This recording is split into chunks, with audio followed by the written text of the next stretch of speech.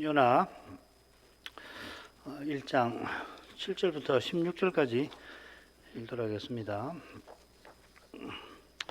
그들이 서로 이르되 자 우리가 제비를 뽑아 이 재앙이 누구로 인하여 우리에게 임하였나 알자 하고 곧 제비를 뽑으니 제비가 요나에게 당한지라.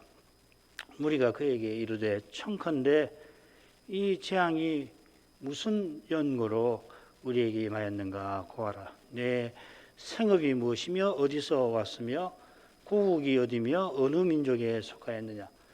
그가 대답하되 나는 히브리 사람이요 바다와 육지를 지으신 하늘의 하나님 여호와를 경외하는 자로라 하고 자기가 여호와의 낯을 피함인 줄을 그들에게 고하였으므로 무리가 알고 심히 두려워하여 이르되 네가 어찌하여 이렇게 행하였느냐 하니라. 바다가 점점 흉용한지라. 무리가 그에게 이르되 우리가 너를 어떻게 하여야 바다가 우리를 위하여 잔잔하겠느냐. 그가 대답하되 나를 들어 바다에 던지라. 그리하면 바다가 너희를 위하여 잔잔하니라. 너희가 이인 큰 폭풍을 만난 것이 나의 연고인 줄을 내가 아노라 하니라.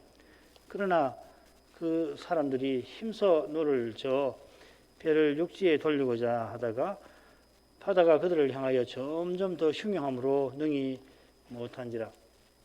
우리가 여호와께 부르짖어 가로되 여호와여 구하고 구하오니 이 사람의 생명 가닥에 우리를 멸망시키지 마옵소서.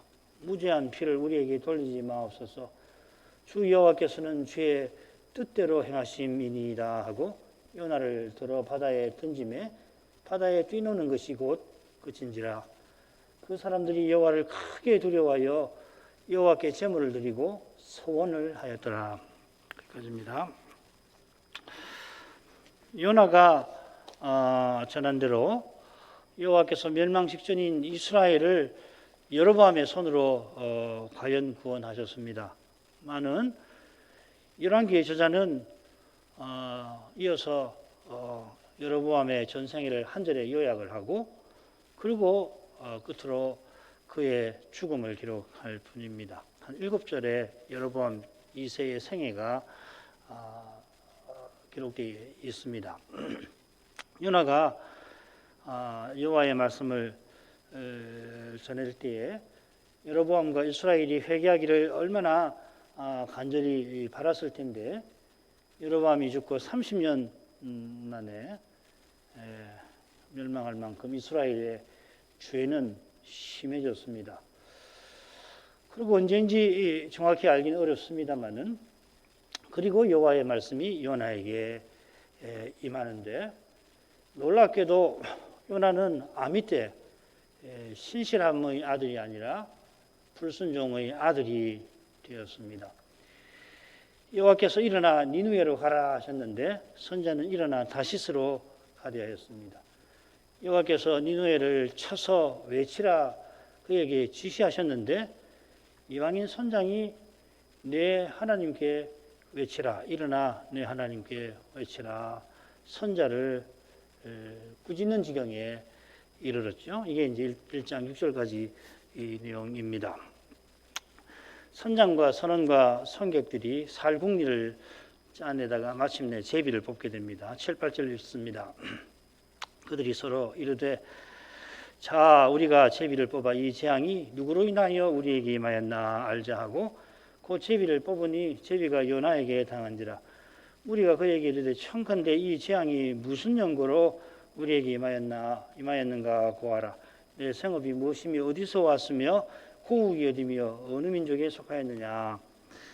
앞서 각각 자기 신을 부르던 이들이 서로 의논하며 해결책을 찾습니다. 이 변화는 선장이 요나의 하나님을 바라보았던 것과 붙어 있습니다.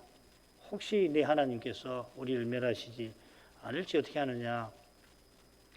적어도 요나는 그런 관점에서 사건을 서나갑니다.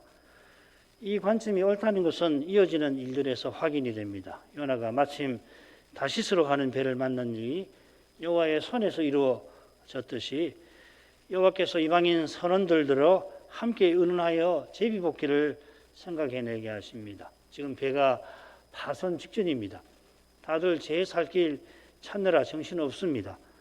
선장이 아마 선원들과 함께 요나의 거의 어이없는 모습, 배 밑창에서 정신없이 자고 있는 모습을 본 후에 그들의 마음에 이 재앙이 누구로 인하여 우리에게 임하였다 하는 생각이 일어납니다. 자라는 표현, 또 이 재앙이라는 표현이 이 여호와께서 요나에게 주신 말씀에 다 나옵니다.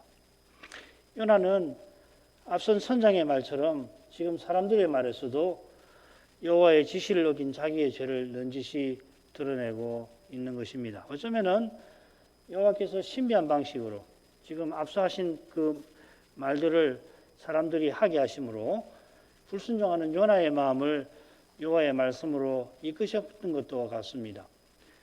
말씀의 거룩한 빛이 요나의 어두워진 마음에 희미하게 비추게 하시는 것입니다. 이 빛이 요나서 2장에 나오는 요나의 기도를 이해하는 배경이 될 거고, 그처럼 이어지는 요나의 반응을 헤아리는 데도 도움이 될 것입니다. 선원들이 제비뽑기를 합니다만 결과는 이미 정해져 있습니다. 사실 우연한 일처럼 보이는 이 제비뽑기조차 하나님의 전능하신 손 아래에서 이루어졌습니다. 왕의 마음이 여호와의 손에 있음이 마치 보의 물과 같아서 저가 임의로 인도하시느니라. 이런 말씀 들을 때마다 주께서 우리의 마음을 주의 길로 이끌어 주시고 저 복된 순간으로 향하도록 감화해 주시기를 구해야 옳겠지요. 하나님께서 알아서 하시니 사람은 제멋대로도 아무 상관없다 이렇게 하면 안 되겠죠. 하나님의 사랑을 구하고 그 사랑 안에 거할 것을 바라야 할 겁니다. 이게 예정과 섭리를 바르게 고백하는 마음입니다. 선원들이 요나에게 이 재앙이 임한 연고를 구하라 합니다. 그런데 정확하게는 어떻게 되어 있냐면 누구 때문에 아까 그 처음에 제비뽑기 할 때 누구로 인하여 하고 거의 비슷한 말입니다. 거의 비슷한 말입니다. 누구로 자기들끼리 할 때는 굉장히 말을 줄여서 합니다.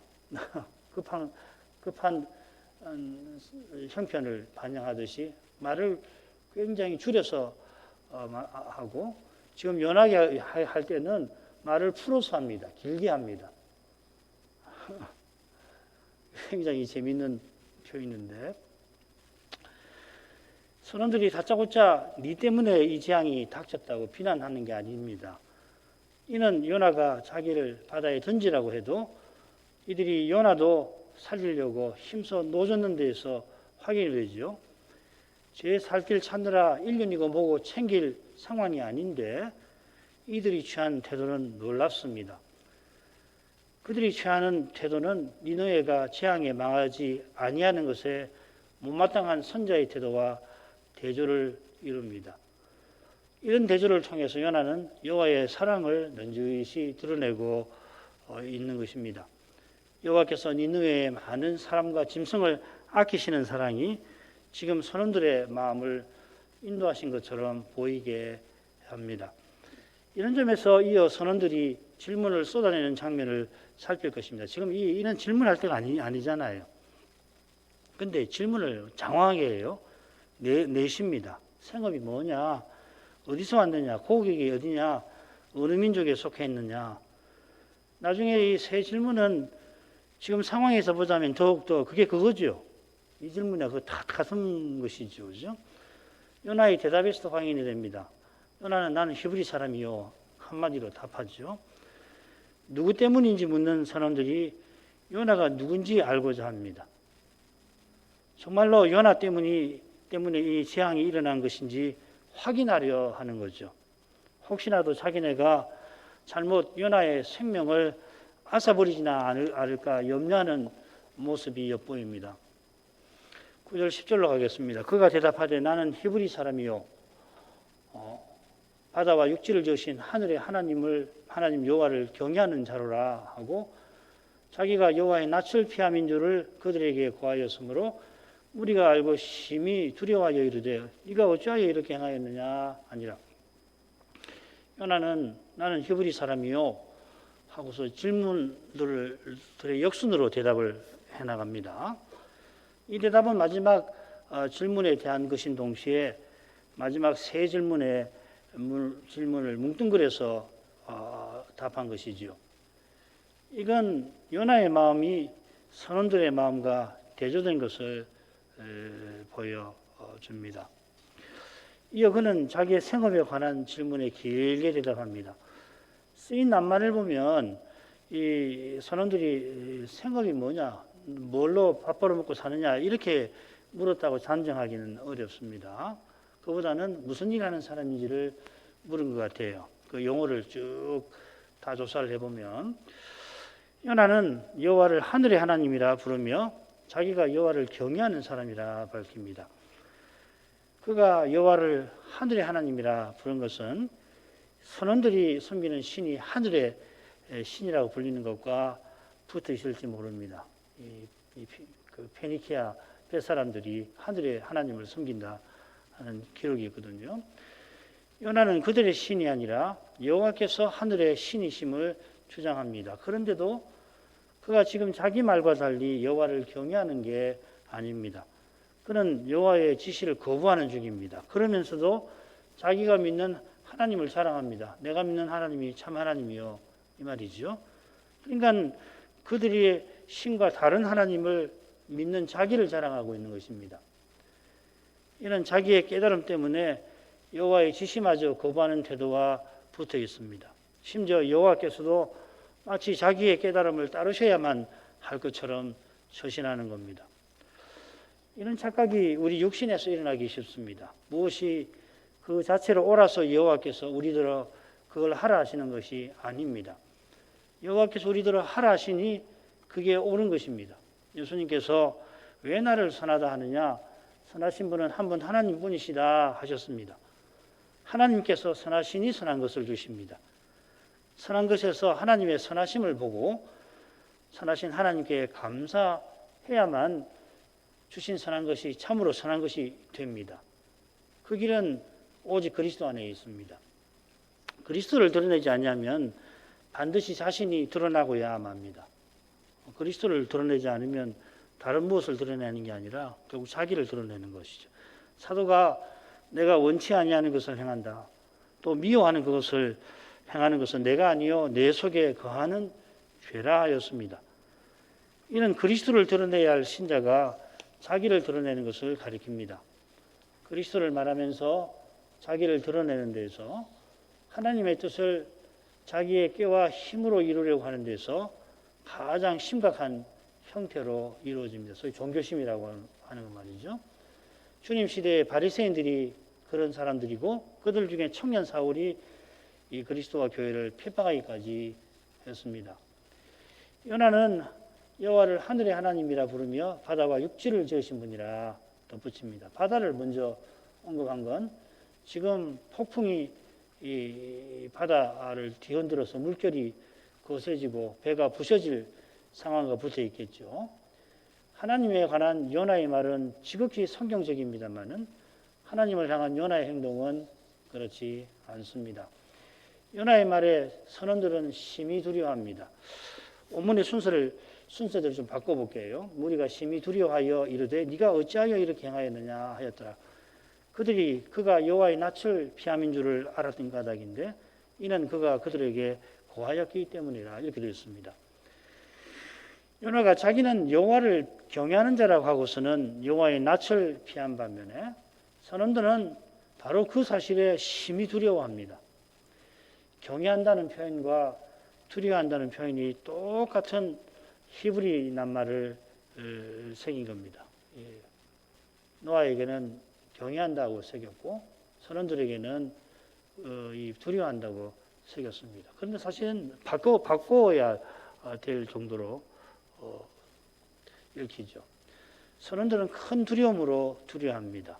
선원들이 물론 파손을 두려워했을 것입니다만은 9절에 이어 바로 10절을 읽으면 그들이 여호와를 경외한 것처럼 들립니다. 점점 그럴 겁니다. 나중에는 아예 여호와를 경외해서 제사를 드리잖아요. 이런 점에 비추어서 네가 어찌하여 이렇게 행하였느냐 하고 그들이 말하는 심정을 헤아릴 만합니다. 선원들이 말하는 이렇게 행함이란 요나가 여호와의 지시를 어긴 걸 가리키고 어찌하여 는 요나가 해서는 안 되는, 도무지 해서 안 되는 일을 행한 것을 가리킵니다. 이 선원들의 말과 똑같은 표현을 누가 쓰시냐면 여호와께서 이 하와를 꾸짖으실 때 쓰십니다. 그리고 참고로 적어놓은 이 표현들이 똑같이 나오는데 한결같이 도무지 해서는 안 되는 일을 한 사람에게 하는 말입니다. 이방인 선원들의 눈에도 요나의 행위는 도무지 납득할 수 없는 짓이었습니다마는 이로써 요나는 선원들이 자기보다 여호와를 경외하는 사람이었다고 고백하는 태도로 이거를 쓰고 있는 것 같습니다. 이런 점에서 요나의 위대함이 드러나는 거죠. 아니 요나들을 회개케 하신 여호와 하나님, 그래서 자기의 죄를 기꺼이 고백하게 만드시는 여호와의 위대하심이 드러납니다. 회개는 오직 하나님께서 행하시는 일입니다. 없는 데서 있는 것을 내시는 창조주께서 죽은 자를 살리시는 일이 바로 이 회개인 것입니다. 그 다음으로 가죠. 바다가 점점 흉흉한지라 무리가 그에게 이르되 우리가 너를 어떻게 하여야 바다가 우리를 위하여 잔잔하겠느냐. 그가 대답하되 나를 들어 바다에 던지라. 그리하면 바다가 너희를 위하여 잔잔하리라. 너희가 이 큰 폭풍을 맞는 것이 나의 연구인 줄을 내가 아노라 하니라. 이번에도 선원들의 말이 먼저 나오고 이어 바다가 흉흉해졌다는 사실이 이유로 나옵니다. 선원들이 네가 어찌하여 이렇게 하였느냐 하고 물었는데 이번에는 우리가 너를 어떻게 해야 하느냐 묻습니다. 앞서는 물으면서 요나를 책망했다면은 했는데 책망하는 마음이 저주하는 마음이 아니라는 게 여기서 드러나죠. 나를 바다에 던지라. 요나의 말을 듣고도 그 말대로 즉시 감행하지 않은 데서도 드러나겠습니다만 여기서도 선원들은 요나의 의견을 듣고자 합니다. 듣고자 하는 이유가 이제 이어 나오는 거죠. 바다가 점점 흉흉한 탓입니다. 이런 상황이 점점 나빠지면은 흔히는 요나의 의견을 물을 것도 없이 요나를 희생시키려 들 것입니다. 그런데 이들은 물결이 거세진 탓에 어쩔 수 없이 요나의 의견을 묻고 있습니다. 어떻게든지 요나의 생명을 살려보려고 하는 것입니다. 이런 이례적인 태도는 선원들이 여호와를 두려워한 것과 붙어 있습니다. 여호와께서 요나의 일로 이런 일을 행하신 줄 알았는데 고대 근동 사람들이 이런 경우 흔히 예상하던 것과는 달리 이들은 나 살자고 남 죽이는 태도를 취하지 않습니다. 여호와를 두려워하는 이들은 심지어 여호와를 경외하는 사람에게 살 길을 묻는 것처럼 보일 지경입니다. 그들이 이런 태도를 취한 것은 그들이 여호와를 알게 된 사실과 딱 붙어 있습니다. 참 신기한 일이 벌어지고 있는 겁니다. 요나도 그때 이런 점을 전혀 모르지 않았을 것인데 실은 그걸 알아차리고서 오히려 그의 마음은 더 냉담해졌을 것 같습니다. 그가 이 성경을 기록하게 될 훗날에야 오실 메시아와 그분의 나라를 더욱 소망스럽게 바라보면서 기록했겠습니다마는 지금은 선원들이 강포한 아시리아처럼 자기 목숨 하나 건지려고 요나 자신을 잔인하게 희생시키기를 바랐을 것 같습니다. 그래야 자기가 지금 도망치는 명분이 설 것입니다. 실은 그게 하나님의 뜻이어야 한다고 여겼을 것도 같습니다. 이런 요나인데 하나님은 노하기를 더디하십니다. 요나가 선원의 질문에 치재치 않고 대답합니다. 나를 들어 바다에 던지라. 그리하면 바다가 너희를 위하여 잔잔하리라. 선원들의 심정과 태도를 보고서 요나가 하나님께 회개할 만도 한데 하나님 앞에 여전히 당당합니다. 요나가 자기를 바다에 던지라 했는데 이건 여호와께서 대풍을 바다에 던지신 것과 붙어 있습니다. 여호와께서 자기 때문에 대풍을 바다에 던지셨으니 자기를 던지면 바다가 잠잠할 것이라 하는 겁니다. 이 던진다는 표현이 12소선지서 중에 여기만 이 요나에만 4번 나옵니다. 흔히 쓰는 던진다는 표현이 있어요. 훨씬 자주 쓰는 던진다는 표현이 있고 그 표현이 어디 나오냐면은 흥미롭게도 요나의 기도에 한번 나옵니다. 나를 깊은 속 바다 가운데에서 던지셨으므로 이런 점을 고려할 때 지금 나를 던지라 하는 것은 여호와의 지시를 거부하는 자기가 여전히 옳다고 고집하는 것이죠. 그런 모습을 지금 요나가 그려내는 겁니다. 이런 자기 확신이 12절 후반부에 무서우리만큼 나옵니다. 내가 아노라. 이 표현은 나를 강조하는 말입니다. 아울러서 자기가 알고 있다고 자기의 깨달음을 내가 지금 알고 있지요 하고 깨달음을 강조합니다. 하나님께서 지금 행하시는 일에 관해서 자기가 다 알고 있다는 것입니다. 사실 다 알기는커녕 차라리 모르는 것보다도 못한 상태에 그가 있죠. 자기가 곧 큰 물고기 뱃속에 있게 될 줄도 모르고 자기가 그 고기 뱃속에서 기도하고서 니느웨에 마침내 가서 여호와의 말씀을 전할 줄도 모르고 전한 후에도 여전히 자기가 하나님의 하신 일을 싫어하게 될 줄도 모릅니다. 게다가 그가 이런 성경을 남기게 될 줄은 더더군다나 모릅니다. 그가 이 성경을 남길 때에는 오실 메시아를 간절히 바라보았을 텐데 그때 그의 마음이 한없이 겸손해질 것도 지금은 모릅니다.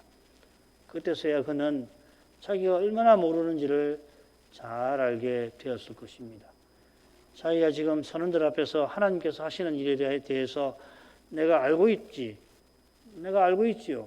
했던 그 미련함을 잘 알게 될 것입니다.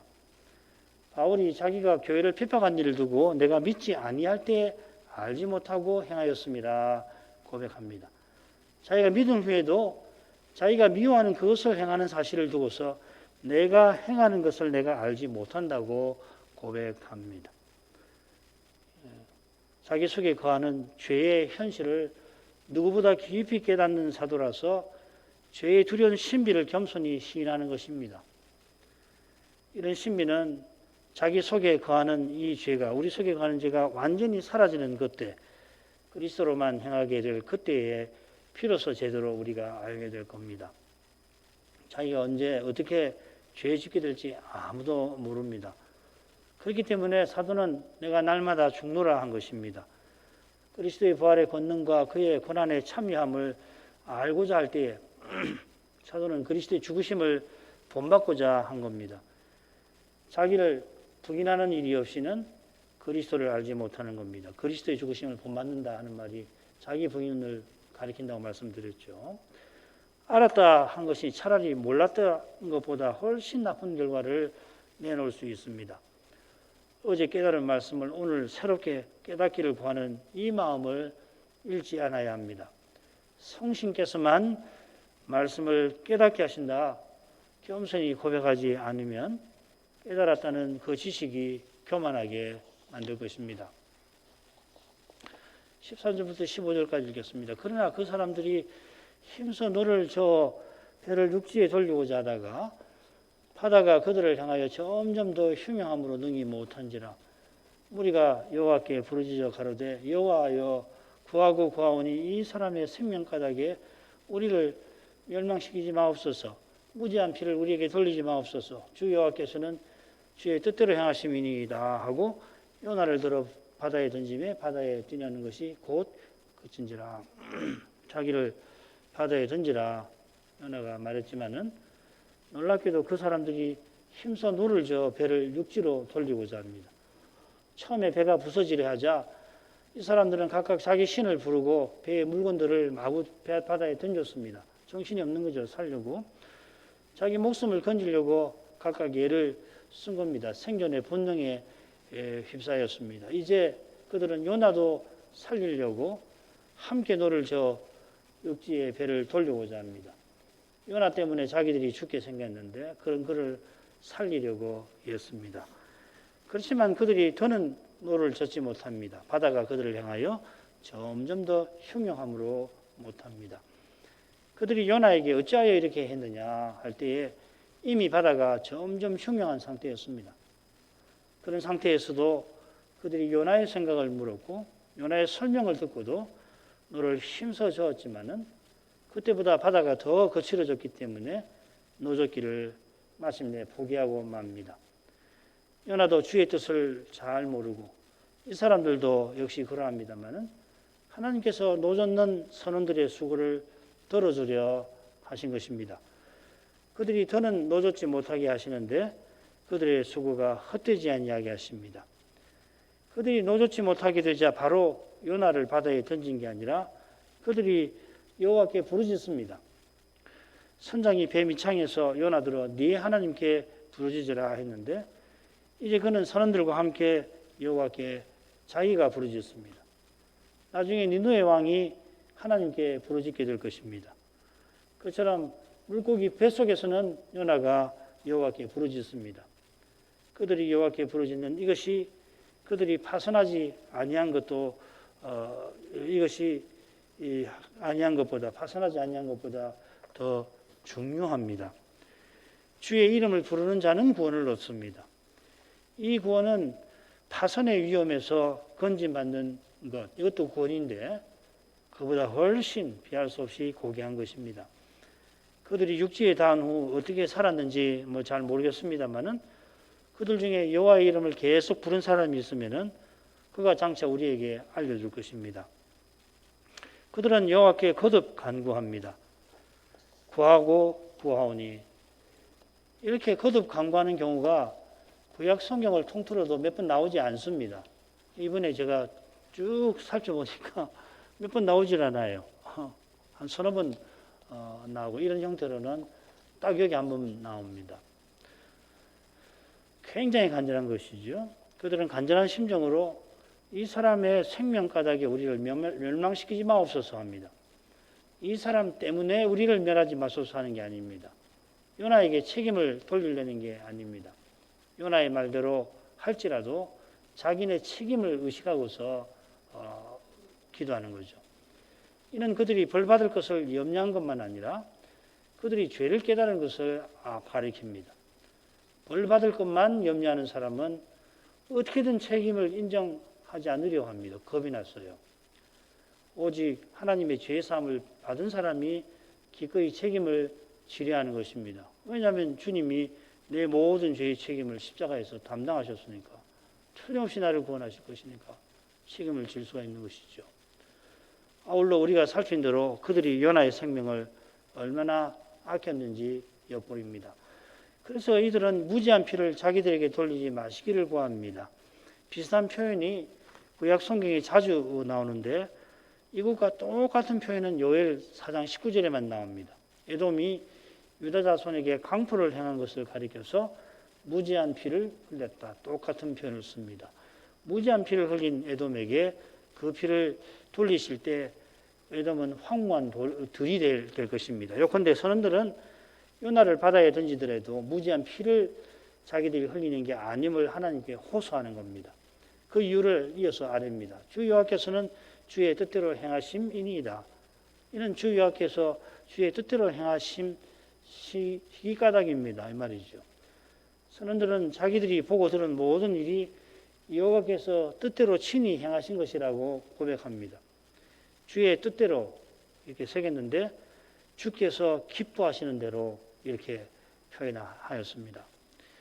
이 표현을 들어서 흔히 하나님의 주권을 말하죠. 요나서의 주제가 뭐냐? 많은 건전한 개혁파 주석가들이 하나님의 주권이라고 이야기를 해요. 하나님께서 주권자로서 폭풍을 바다에 던지시고 요나가 탄 배를 부서지게 하셨습니다. 지금 선원들이 하나님의 오미를 고백합니다. 그런데 이 기뻐하신다는 낱말이 상당히 많이 나오는데 그걸 다 조사를 해보면 흥미로운 결과가 나와요. 우선 12선지서, 소선지서에서 이 표현은 하나님의 인애와 특별히 이 구원과 인애를 가리켜서 사용됩니다. 넓혀서 구약 전체를 조사해봐도 하나님의 의미를 나타내는데 이 표현을 거의 사용하지 않습니다. 사무엘상 2장 15절이나 한두 군데, 그리고 나머지 대부분은 하나님의 구원에 사용이 돼요. 저도 이번에 조사하면서 상당히 흥미로웠습니다.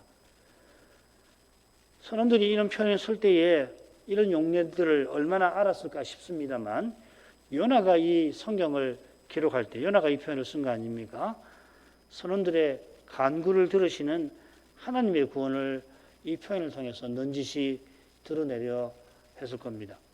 여호와께서 선원들을 죽이려고 바다를 험하게 만드신 게 아닙니다. 요나를 죽이려 하신 것도 아닙니다. 심지어 니느웨 백성들을 회개시키려고 그리하셨습니다. 주께서 인생으로 고생하며 근심하게 하심이 본심이 아니시로다. 예가 3장 33절. 하나님의 본심은 뭡니까? 사랑입니다. 다만 그 사랑이 심히 거룩하셔서 죄를 철저히 심판하십니다. 반드시 심판하시는 거죠. 죄를 없이 하려고 철저히 심판하실 그분이 독생자를 아끼지 아니하셨습니다. 이 그리스도께서 하나님의 예정을 들여다보는 유일한 창문입니다. 달리는 예정을 생각하게 되면 반드시 문제가 생깁니다. 선원들은 하나님의 자비를 구하며 요나의 말대로 그를 들어 바다에 던집니다. 요나의 말대로 했지만 이는 하나님의 뜻대로 이루어졌습니다. 하나님께서 기뻐하신 일을 선원들이 행합니다. 그들이 이 사실을 얼마나 알았겠습니까? 그때만 아니라 그 이후에도 잘 몰랐을 것입니다. 요나는 그때 바다에 던져지는 것이 주께서 기뻐하시는 일인 줄 알았지만은 주께서 기뻐하시는 일이 얼마나 크고 넓은지는 선원들만큼 어쩌면 그들보다도 몰랐을지 모릅니다. 그때는 우리가 사도의 계시로 주께서 기뻐하시는 일이 얼마나 거룩한지를 알게 되었습니다마는 장차 우리가 그리스도와 같아질 때에서야 지금 얼마나 몰랐는지 제대로 알게 될 것입니다. 오직 주님께서 기뻐하시는 일을 다 이루십니다. 선원들이 던졌더니 바다가 뛰노는 것이 곧 그칩니다. 여기도 참 생각할 내용이 참 많아요. 16절로 그냥 가십시다. 그 사람들이 여호와를 크게 두려워하여 여호와께 제사를 드리고 서원을 하였더라. 바다가 산잔해지자 그 사람들이 여호와를 크게 두려워합니다. 10절에 똑같은 표현이 나옵니다. 크게 두려워하다. 큰 두려움으로 두려워하다. 혹은 큰 경외심으로 경외하다. 이렇게 번역할 수 있습니다. 사실 여기서는 경외하였다고 새겨도 좋을 만큼 그들은 하나님께 제물을 드리고 서원합니다. 이 제사 드리고 서원한다는 표현이 흥미롭게도 요나의 기도에 나올 겁니다. 2장 10절에 나옵니다. 자기가 제사를 드리고 서원을 갚겠습니다. 미래형으로 나오죠.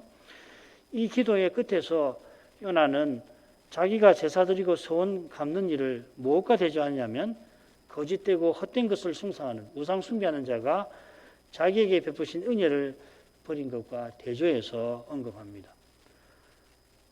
이런 대조가 이방인 선원들과 요나의 백성, 이스라엘 백성 사이에 나타난 것이죠. 이런 사실을 도무지 견딜 수 없던 요나는 자기를 끝까지 살리려는 이방인들과 달리 바다에 던져지는 편을 택했던 겁니다. 그러나 하나님이 그를 돌이켜 하나님께 나아가 하나님의 뜻을 받들며 살려는 심정을 고기 뱃속에서 갖게 하십니다. 이게 제물을 드리고 서원한다는 뜻이지요. 제물 드린다는 말은 하나님께 나아간다는 거고 서원한다는 것은 하나님 뜻을 받들고 살겠다는 거 아닙니까?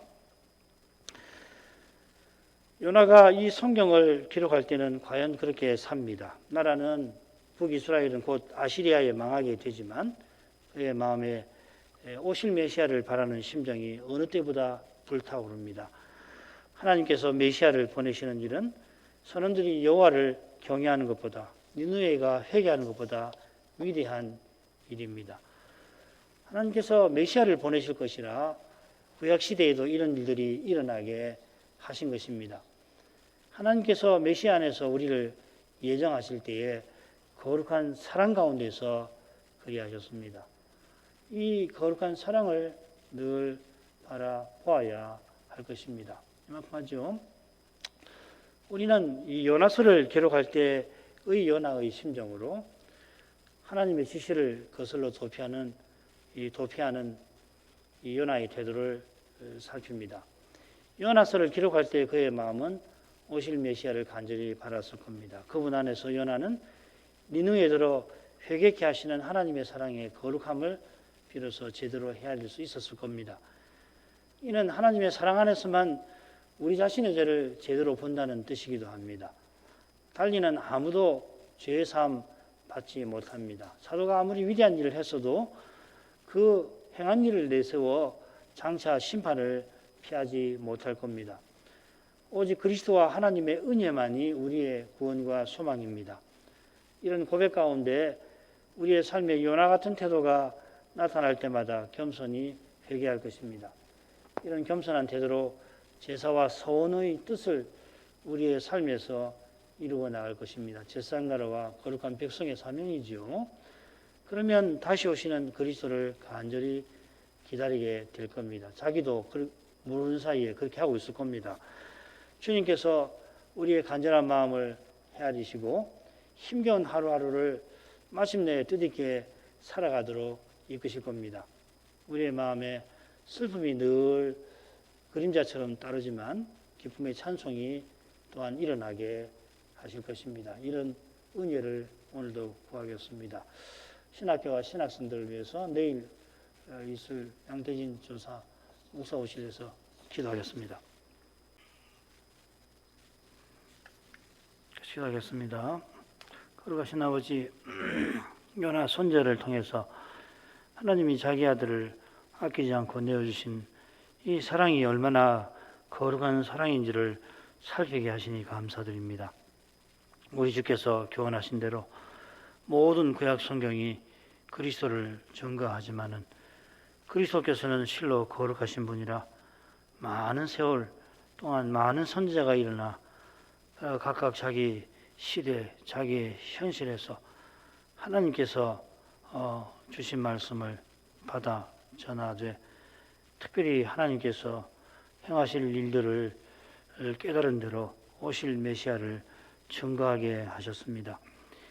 요나 선자의 삶이 같은 시대에 하나님 말씀을 전했던 호세아나 아모스 선지자의 삶과 우리 눈에 아주 달라 보이지만은 적어도 요나가 선지서를 기록에 남길 점에는 누구보다도 오실 메시아를 간절히 바라면서 누구 못지않게 메시아와 하나님 나라를 힘써서 전했을 줄 믿습니다.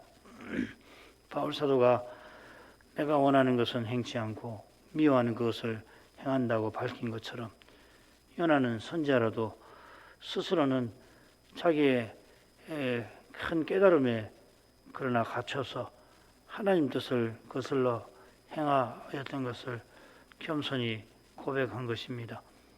바울 사도가 내가 죄 아래 팔렸다 분명히 고백하지만 그런데 얼마나 많은 신약학자들이 바울이 지금 자기 경험을 말하는 것이 아니라고 주장하고 있습니까?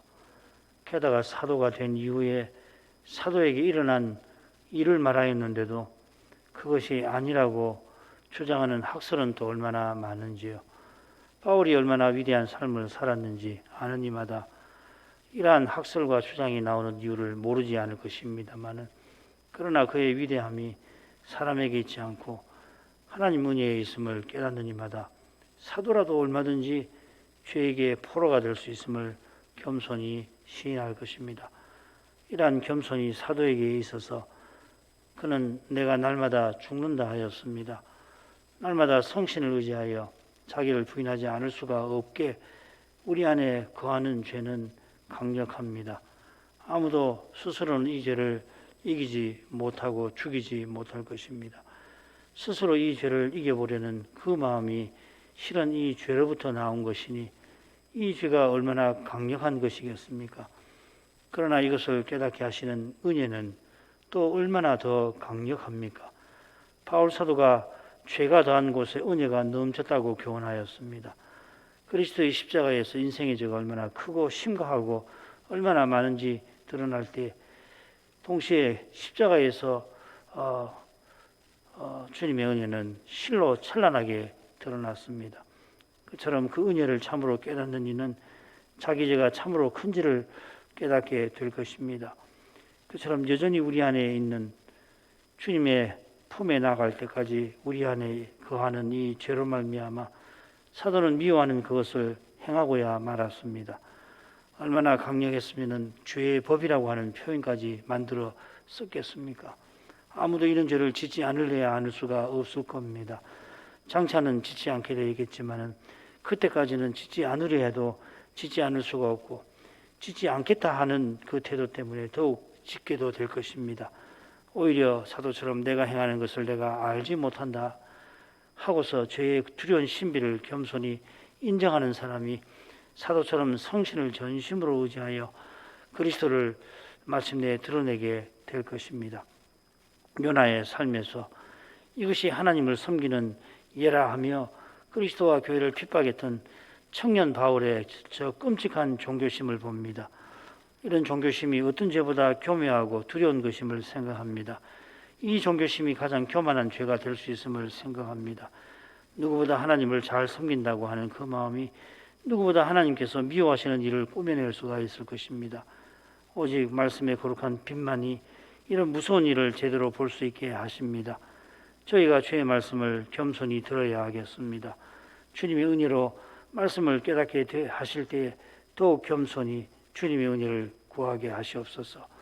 이만큼 깨닫게 하실 때 그만큼 그보다 더욱 자기를 자랑하는 저 두려운 교만을 멀리하게 하옵소서. 예수님의 이름으로 기도합니다. 아멘.